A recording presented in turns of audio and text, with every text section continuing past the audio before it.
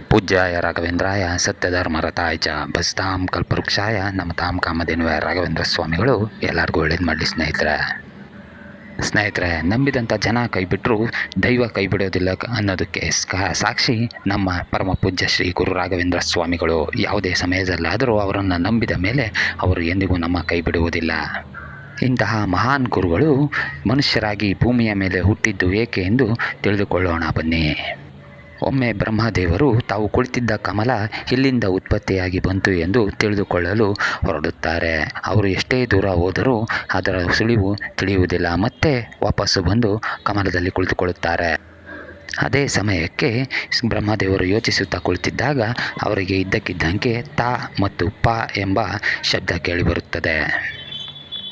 ಇದಕ್ಕೆ ಉತ್ತರ ಹುಡುಕಲು ಬ್ರಹ್ಮದೇವರು ಅನೇಕ ವರ್ಷಗಳ ಕಾಲ ತಪಸ್ಸನ್ನು ಮಾಡಲು ಪ್ರಾರಂಭಿಸುತ್ತಾರೆ. ಹಾಗೂ ಅವರಿಗೆ ಲಕ್ಷ್ಮೀದೇವಿ ಹಾಗೂ ವಿಷ್ಣುವು ಗೋಚರವಾಗುತ್ತಾರೆ. ಹಾಗೂ ಶ್ರೀಹರಿಯು ಬ್ರಹ್ಮದೇವರಿಗೆ ಸೃಷ್ಟಿಯ ರಚನೆ ಮತ್ತು ಸ್ವರೂಪದ ಬಗ್ಗೆ ತಿಳಿಸಿ ಹಾಗೂ ಗಾಯತ್ರಿ ಮಂತ್ರವನ್ನು ನೀಡುತ್ತಾರೆ.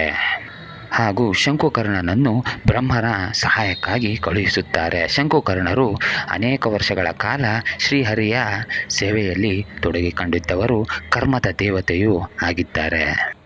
ಮುಂದೆ ಶಂಕುಕರ್ಣರು ಬ್ರಹ್ಮನ ಶಾಪದಿಂದ ಶ್ರೀ ಗುರು ರಾಘವೇಂದ್ರ ಸ್ವಾಮಿಗಳಾಗಿ ಭೂಮಿಯ ಮೇಲೆ ಜನಿಸುತ್ತಾರೆ.